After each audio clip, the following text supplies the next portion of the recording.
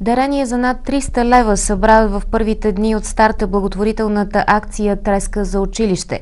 Тя се организира от Димитровградската фондация "Подари усмивка" в помощ на деца от социално слаби семейства. Благотворителната кампания се провежда в рамките на седмица. Служители на отдел "Закрила на детето" ще разпределят събраните учебни пособия и помагала от акцията.